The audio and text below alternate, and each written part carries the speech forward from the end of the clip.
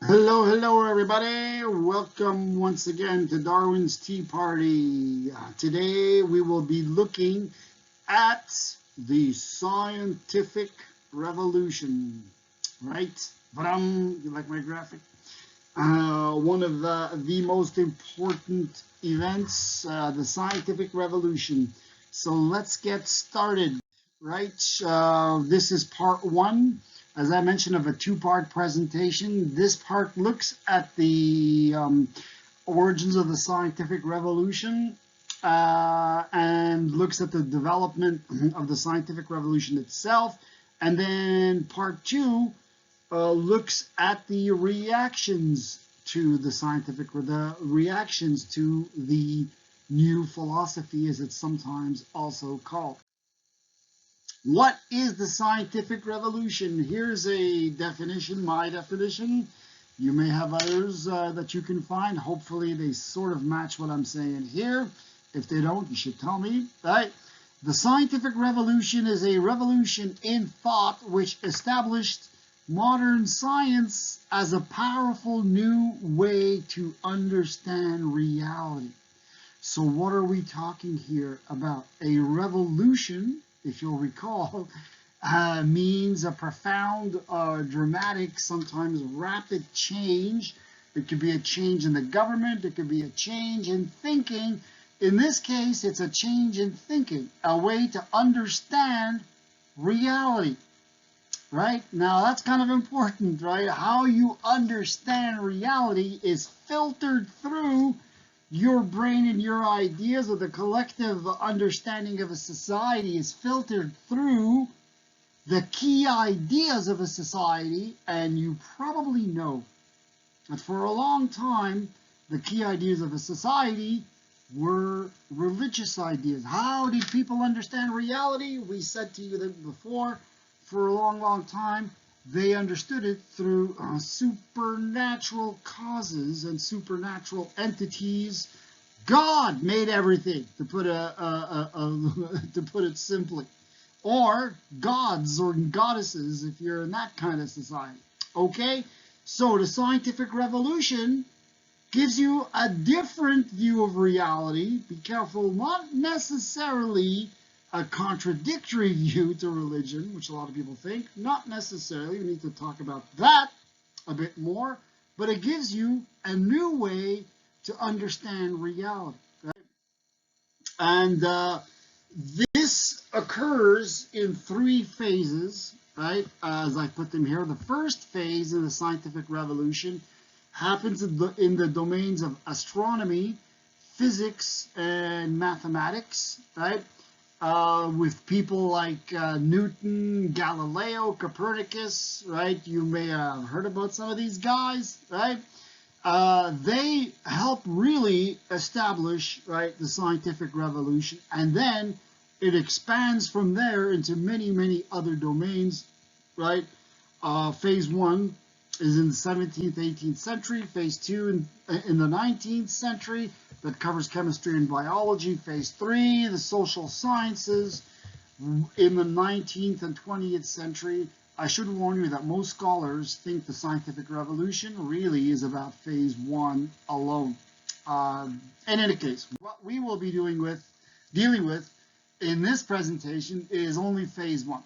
Okay, the scientific revolution proper, phase one, that happens in astronomy, physics, and mathematics. Now, I want you to understand that, in a way, what I'm saying is that science made a breakthrough in these domains, a breakthrough that convinced a lot of the powerful and the elite in the society that, hey, you got something here with this science. And it becomes increasingly influential and spreads to other domains. So the initial breakthrough, right, is in the domains of astronomy, physics, and mathematics. Okay, so let's look, when we're talking about physics, astronomy, mathematics, especially, all those things are kind of joined together in the picture of the universe that people have, right? What does the universe look like, right? And you will see that way back before the scientific revolution, people had some pretty interesting ideas that are sort of far removed. You've got to use your imagination here to try to come close to how they thought.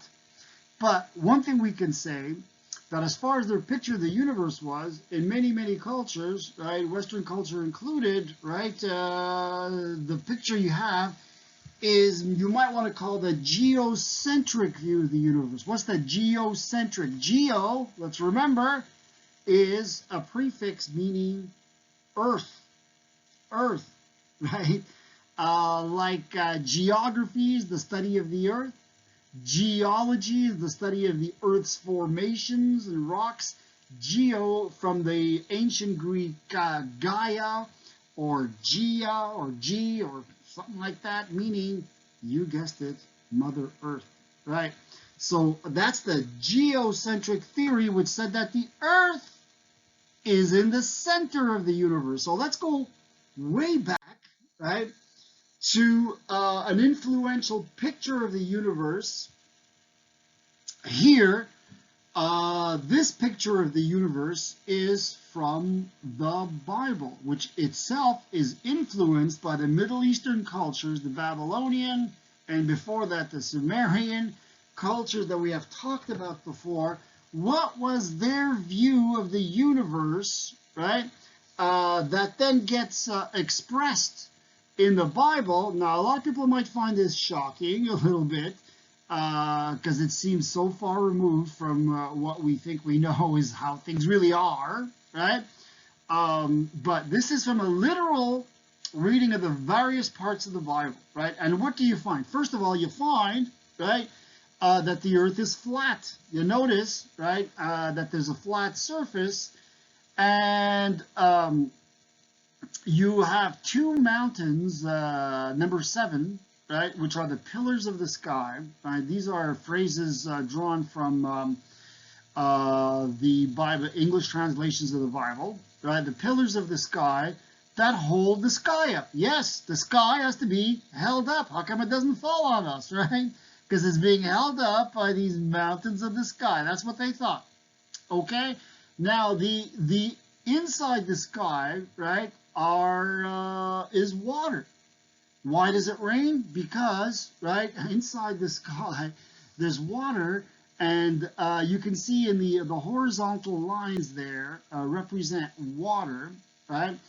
Water's above the firmament. What's the firmament? The firmament is what separates the sky, right, from the earth, right? This number 5 here, I wish I could show you somehow, can I? Maybe not. Oh, not that. I can't see my pen. Right, the firmament. Right, you see this here? This line that separates, right, earth from sky is the firmament. It holds back the water. But then you have these number 6 windows of heaven, which open up when it rains and rains. Then you have these other sort of windows, like the storehouse for hail, storehouse for snow, right? And that's where all of that stuff comes from. They open up too, explaining where the hail, where the snow, where the winds come from. Okay, so what else? There's also water under the earth. If you can look at it here, water at 12. Waters under the earth that come up sometimes through the fountains of the deep. Right, the waters under the earth is the deep. The fountains of the deep, right, open up sometimes, like when there was the flood in Noah, in the story of Noah, it is said that the fountains of the deep opened up as well as the windows of heaven for 40 days and 40 nights, right? So the underworld you'll see there is called Sheol, right? And number 8 is the pillars of the earth, right? The earth itself. What's holding up the earth?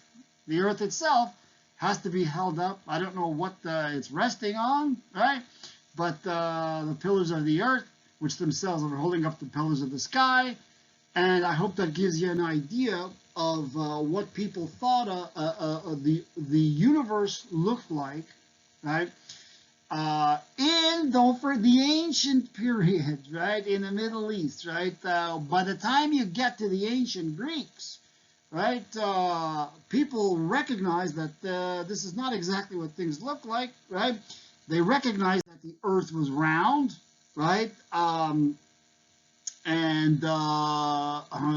the time you get to the Middle Ages, you get much more close to a picture of the universe that we're familiar with, but still a geocentric.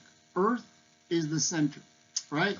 So the geocentric theory lasted a long time because it corresponded, right, to common sense in many ways. I mean, if you're a careful observer and you watch the night sky, it seems like all the stars are moving and you, on planet Earth, are not, right?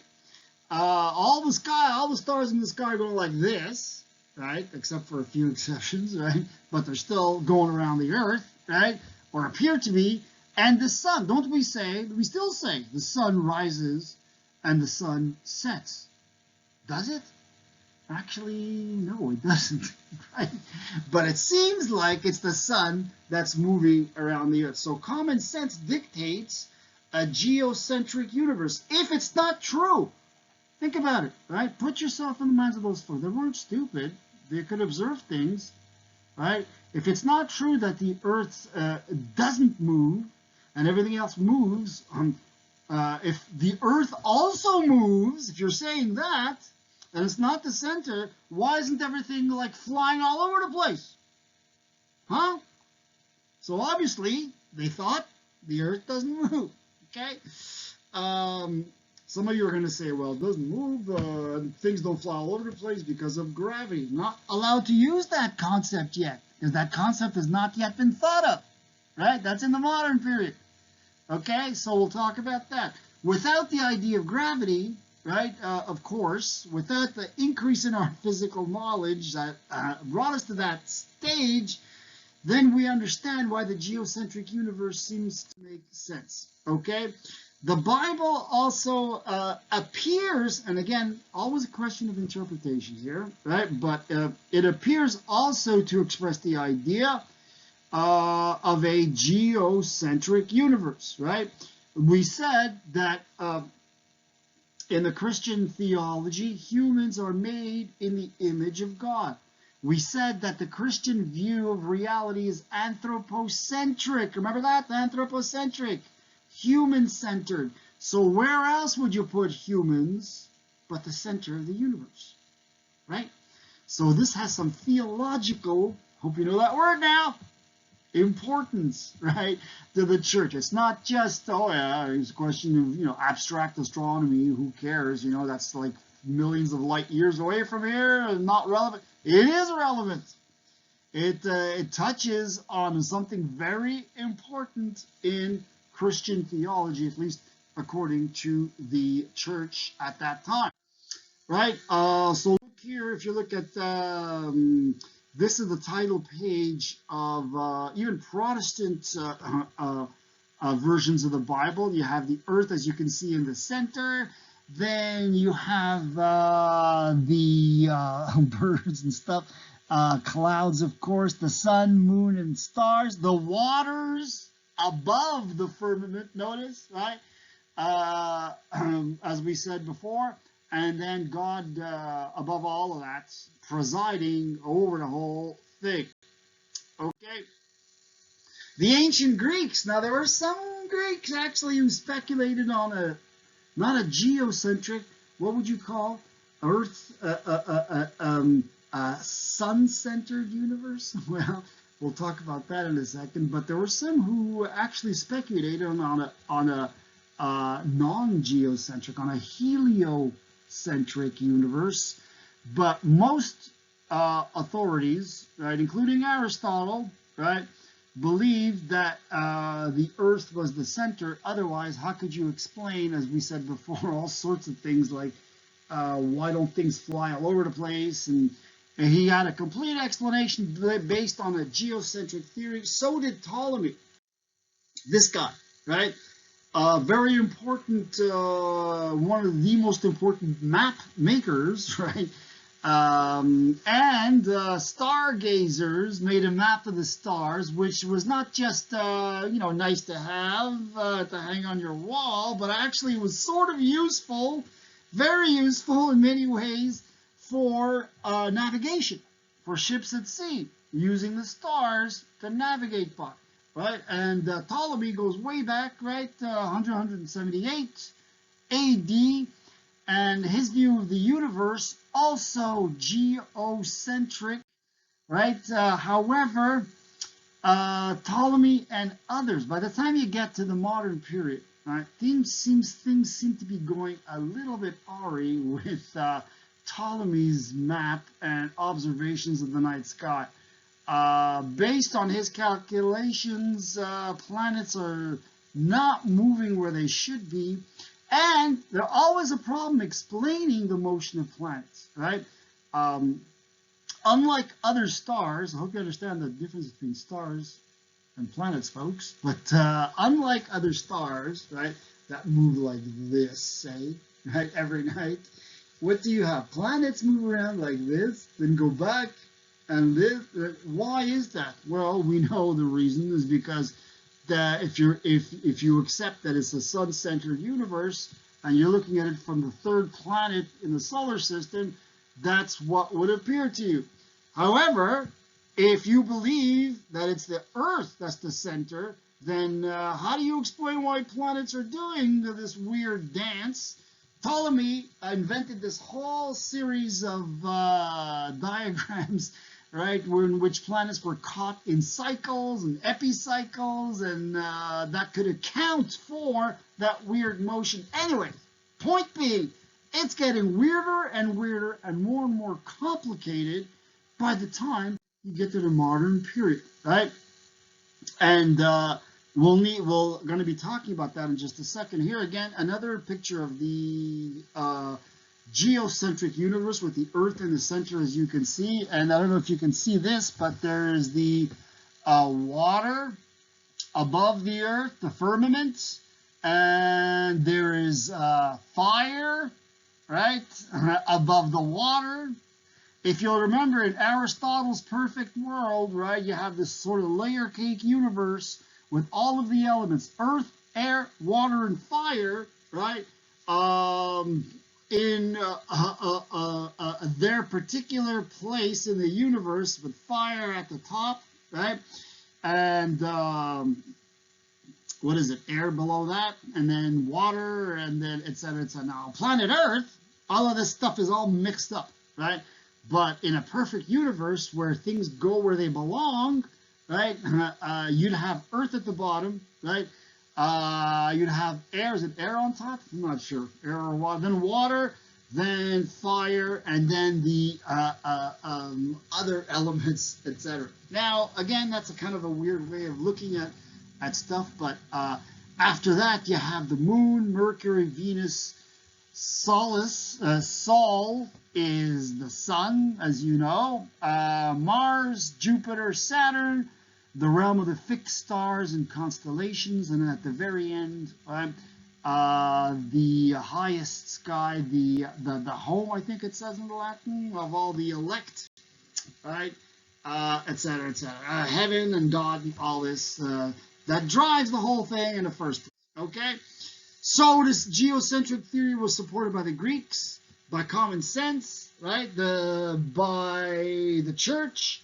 Despite all that, right, it gets overturned, and I mentioned one reason is because the observation of the stars were not matching, right, predicted values as mapped out by Mr. Ptolemy way back when, and it was getting worse and worse, right, every year, right? So that's one reason, and along comes this guy, right, Copernicus, and he says, well, maybe I could make it a bit simpler and easier if I make one tiny little adjustment, which is what? Which is assume, right, a heliocentric universe. Helios, the Greek god of the sun, right? Helios, right? So the heliocentric universe simply means you're assuming it's the sun, not the earth in the center, and everything goes around the sun. So Copernicus wrote about this in his book titled De Revolutionibus, I don't know if you can see, my face is in the way of the name of his book. But in English, you can translate that on the revolutions of the celestial orbs. On the revolutions of the celestial orbs, on the revolutions of the planets, right? Revolution. We've talked about that word before, if you'll recall. We said revolution is a period of rapid change, but also it means, right? Revolution simply means to spin around, revolve, right? In fact, that's the original meaning of the word revolution, right? To revolve, right? But how come that word now means something totally different, which is not just to revolve, but a big, rapid change in politics or thinking or the economy or whatever, right? How did you get from this idea of something revolving to the idea of big, rapid change? The same word. Well, it goes back to this book, right?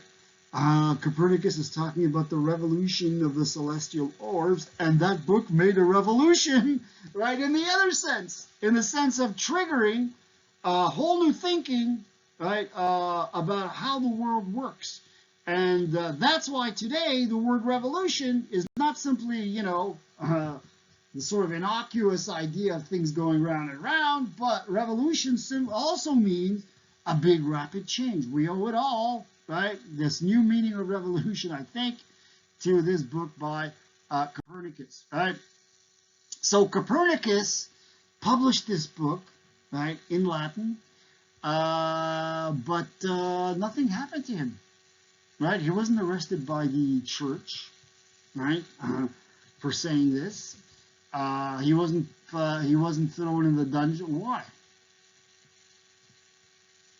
Well, one thing that might explain it all is that Copernicus said, first of all, make sure to publish the book only after I'm dead. Only after I die. Kind of hard to persecute somebody. Stop him from publishing once he's already dead, right? So way to go, Mr. Copernicus. The other thing is, it didn't make as big a splash as this next guy because, for one thing, Copernicus published in Latin, the language of the eggheads, right? The intellectuals at that time. But along comes somebody else who made a bit more of a splash, right? Galileo Galilei, right, in Italy, right, who helped perfect the telescope and helped to confirm and support, right, Copernicus's theory, heliocentric theory. Now, the thing about Galileo, he got in trouble. He did ask, right, he did ask the church, which he knew a lot of the higher-ups in the church, right, and he did ask them, would it be okay if I published on this theory, right, the heliocentric theory? They said, yeah, but only if you present it as a theory, by which they meant sort of a speculation. We're going to be talking about that in a minute, what a theory means, right? And if you present all sides fairly. So Galileo said, okay, and he published here this famous book, Dialogue Concerning the Two Chief World Systems. And as I mentioned, in the book, he presents the geocentric theory, the favored theory of the church, by a guy called Simplicio, simple-minded. Now, you can probably guess how the church felt about that, right? It seemed like he presented, right, the geocentric theory, kind of mocked it in a way, right? And then presented his own theory, the heliocentric theory, or I should say Copernicus's theory, right, in more respectable fashion. So the church did not like that at all, right? What did they do to Galileo? They put him on trial. We'll talk about that in just a second. Here he shows some drawings of the moon and its craters and all of that. Cracks and craters were a problem because supposedly things above the moon and above, are supposed to be perfect, no blemishes, right? And he's trying to show this. This is a funny cartoon. Maybe you won't find it funny, but like Galileo is saying, look, there's cracks and craters on the moon. And the church guy here seems to be thinking, I'd like to put some cracks and craters on you. All right. In any case, they really were not interested in examining the evidence, right? He got in trouble. But we'll get to that in just a second.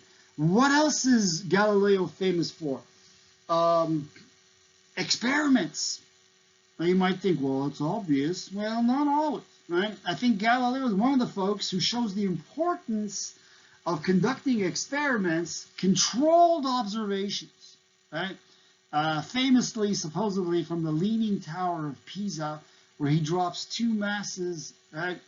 And claims they will arrive at the same time, right? On the Earth at the same time. So Galileo helps pioneer, right, the experimental method, right, in science, right, in physical science. And today we've got spacecraft named after him, and craters on the moon named after him, all of that stuff, right? But even though we recognize him today, back in his own time, he got in trouble for saying what he did, that the Earth moves and that it moves around the sun, and that it revolves on its own axis, but it also goes around the sun, right? So he was put on trial, right? And convicted of saying something he shouldn't, heresy, forced to recant, and then live under house arrest, right, for the rest of his life. So he wound up being silenced, really, right, for the rest of it. Now, what did that do to science? Not much, except that now the focus, the scientific discovery, moved to Northern Europe, away from Catholic Italy, right? That's all that happened, right? The center of the scientific revolution, right, moved to the northern countries, which were not under the Catholic Church, but under the Protestant churches, right, who didn't seem to meddle too much, right, in these scientific controversies, right? Protestant countries like England, right, where this guy's from, right? One of the greatest scientists ever, Sir Isaac Newton, right? Now, Newton obviously confirmed also the heliocentric theory, but went much further. He tackled a question that people had been on for like thousands of years, which might seem to us a rather simple question. How do we explain motion of things, right, on the Earth and everywhere, in fact? How do you explain, like, this? Well, it's easy, sir. It's gravity. Now, hold on a second. Gravity has not been invented yet, right? Or I should say, discovered yet. So how do you explain it?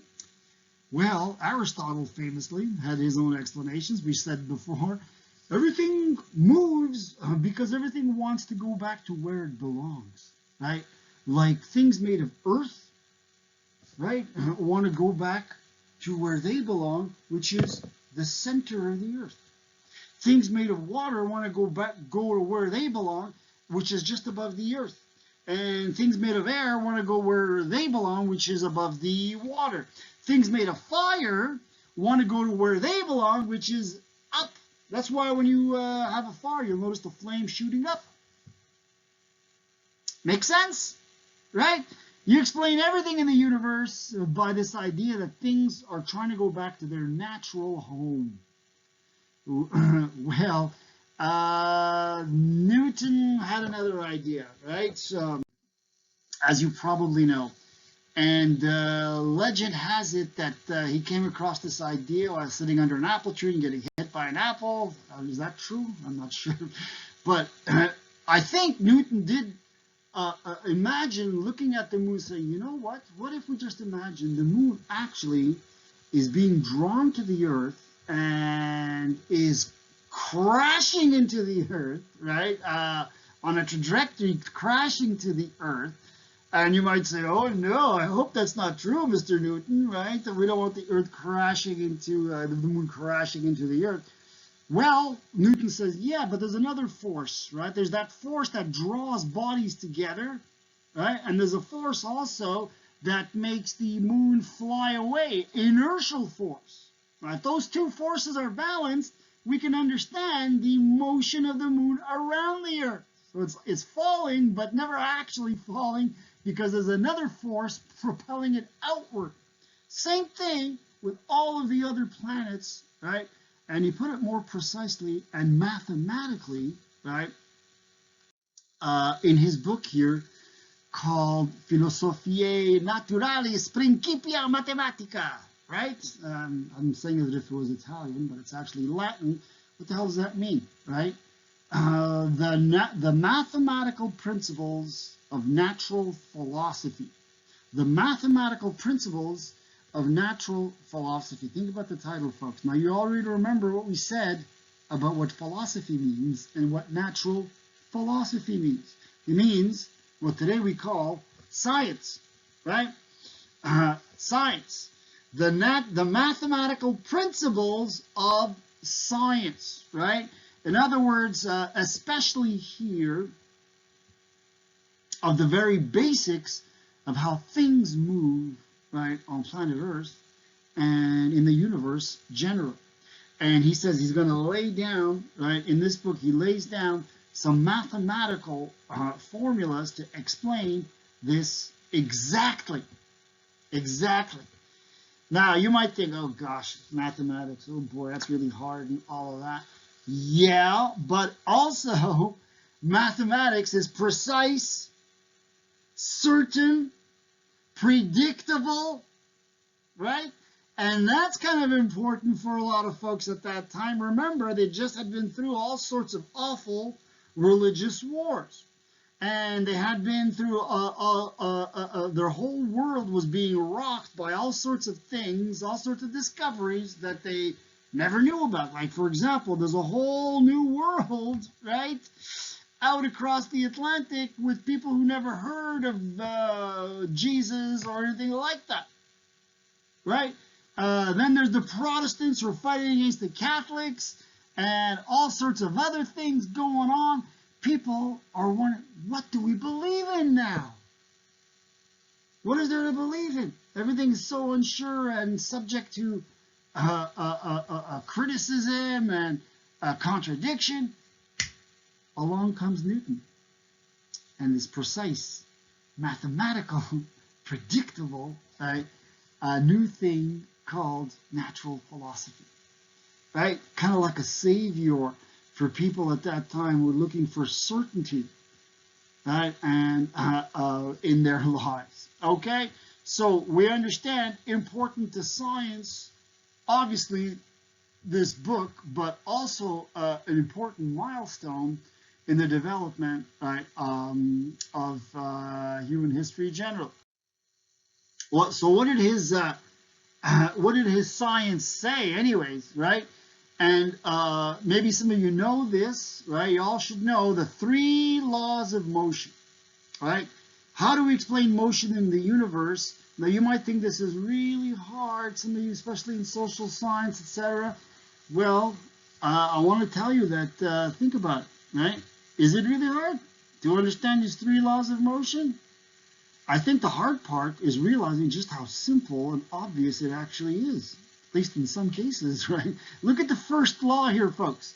A body in motion stays in motion, and a body at rest stays at rest, unless moved by an external force. Now, how much simpler do you want to get? Right? What is he saying? He's saying, look, if I take this eraser, put it on my hand, leave it there, it's gonna stay there unless something else moves it. Simple as that. Huh? So, right, you understand here just as simple what we mean by simple. A body moved by an external force will accelerate in the same direction as that force in inverse proportion. If you know words, the words inverse proportion should not frighten you. To the mass of that force, right? Don't have to worry about it, but it has to do with how you explain motion and acceleration of bodies, right? In the universe. And then number 3, everybody knows, because they remember the Nike commercial, for every action there is an equal and opposite reaction, right? So this is important to keep in mind, right? Not necessarily the details of all these 3 laws of motion, but the fact that they are brief, short, simple. Might give you an idea of what a scientific theory is supposed to look like. A scientific theory, right? Simple, brief, but explains a lot, right? What does it explain? 3 simple laws, and the assumption of gravity explains an infinite number of facts in the universe, right? Like, why is this falling, right? Explains that. Explains all motion around the sun, and the sun it is, right? The motion of the planets around the sun, the motion of the moon around the earth, the firing of projectiles of all sorts like cannon. You could predict using Newton's formulas, right? If you blast something with a known amount of force, where exactly it's going to land. Now, I mention this because I want to make it clear to you already at this stage, scientific knowledge can be used for a number of purposes, including destructive purposes like firing cannonballs into a wall or into a crowd of people, what have you, right? So let's keep that in mind, right? It explains a whole bunch of things, all motion in the earth. You can land this thing, right, or fire it towards the orbit of Jupiter using Newton's laws, right? The motion of the tides, that was another thing that was explained, right? How do you explain the tides moving in and out? Well, I think with Newton we understand that the gravitational pull of the moon in parts got something to do with it, and that's what also explainable now, right, thanks to our friend Newton. The fall of any object, motion of any object on Earth or in space, right, can be explained by the laws of motion of Newton, right? So no wonder, right, Newton's one of the greatest scientists in history. He explains something, right, the basis of a heck of a lot with a few, right, simple formulations. Now that tells you what a good scientific theory is supposed to be. We'll talk about that, or at least in part, what it's supposed to be. We'll talk about that, right, in a little bit, right? And so what does Newton say, just for curiosity? Is he saying, yeah, I'm the greatest, man, I'm really a genius? He says, to myself, I seem to have been only a boy playing on the seashore and diverting myself and now and then finding a smoother pebble than ordinary, while the great ocean of truth lay all undiscovered before me, right? So it's interesting here how for Newton, this reveals how little we know. All of his discoveries, right? Sort of a humility there that we ought to keep in mind, perhaps as a model of how to proceed, right? Okay, that's the end of part 1, right, of the scientific revolution. I just wanted to mention one more thing about a scientific theory, right? What scientific theories are like this law of motion, these laws of motion of Newton, because we're going to encounter other scientific theories, right? Notably evolution theory, right? So what the hell is a scientific theory? You get an idea from what we've just seen right now, right? But a theory, I know we have to be on guard for this. In everyday language, sometimes the word theory can mean like sort of a hazy guess. I'm not sure that's my theory, like a hypothesis, right? In science, though, a scientific theory is often not that. It's much more well established than that. We have to keep that in mind, right? A scientific theory is first and foremost an explanation. That's what a theory is. It's an explanation for stuff out there. So right off the bat, you understand there's the explanation for things, and there's the things that it explains out there in the world. There's motion in the universe, for example, motion of planets, motion of objects, the falling of bodies on the earth. All of these phenomena are facts. How do you explain them? They don't explain themselves, right? That's what a theory does. A theory is a concept in the mind that helps to explain, right, stuff out there, right? Now, some people say, look, gravity. Gravity is in many ways, a concept in the mind, right, that explains phenomena out there, right? Let's remember that what used to be explained by gravity was explained by Aristotle in very, very different ways, right? So let's be clear about this distinction between the theory, which is in the mind, which is a concept, or ideas, and what they're supposed to explain, facts out there, okay? And it's not just a vague guess, right? Scientific theories are supported by many of the facts that we're talking about. They're confirmed, right, or supported by many facts out there, right? So if you see a fact that contradicts the theory, that would be kind of important. You should report it. If you see somebody dropping something and it flies into the air, contradicting the theory of gravity, then we have, right, a serious problem, right, with that theory. But a good theory, on the contrary, is supported, right, by many facts. The explanation that a theory contains, right, is usually brief and simple. The theory itself is simple, right? Think about E equals mc squared. So simple. But that explains, right, the relationship between energy and matter in the universe. All energy and matter in the entire universe, right? So simple explanation, but explains a heck of a lot, right? Organizes and lets us see the order, right, in the universe, doesn't it? Right?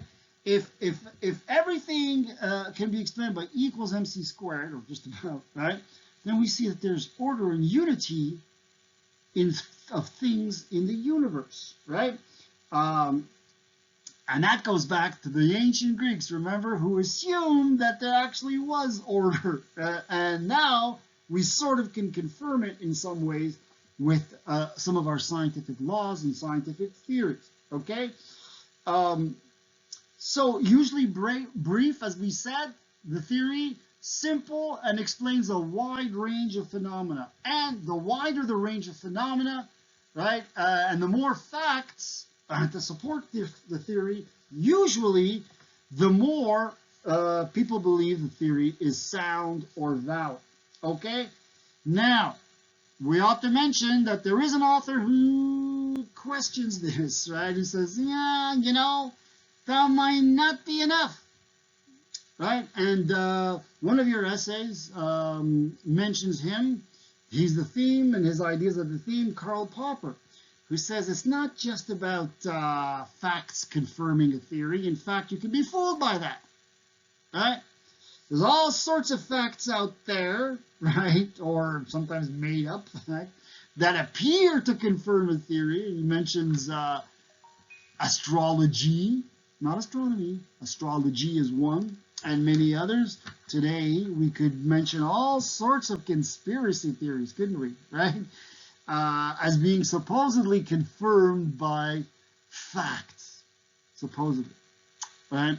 Some of those facts may not be real facts, but in any case, right, that's a whole other video by itself. But Popper says it's not enough to have confirmation by facts. A lot of fake theories or bad theories are supposedly confirmed by facts, right? What you need is another criteria, the criteria of falsifiability, right? Check that out. What the hell is that? Okay, falsifiability. Can you falsify? Now that seems contradictory. Right? A lot of people, when they hear this, what do you mean? You mean the theory is false? That means it's false, right? No, that's not what he's saying. Falsifiability. Read carefully. What does it mean? Right? It doesn't mean that a theory is false.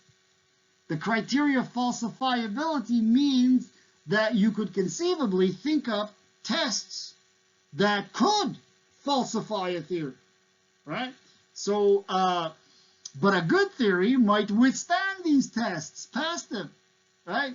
And he gives example of what a good theory is in the reading I have for you from Popper in that case. But you need to read the Darwin's Tea Party section in which I mentioned Popper, as well as the reading by Popper, to try and get the idea of falsifiability, which today people think should also be part of the criteria of what good science and a good scientific theory is. Okay, and on that note, I will say to you folks, have a good day. If there are any questions about this presentation or anything else, please mail me, you know what to do. Ciao.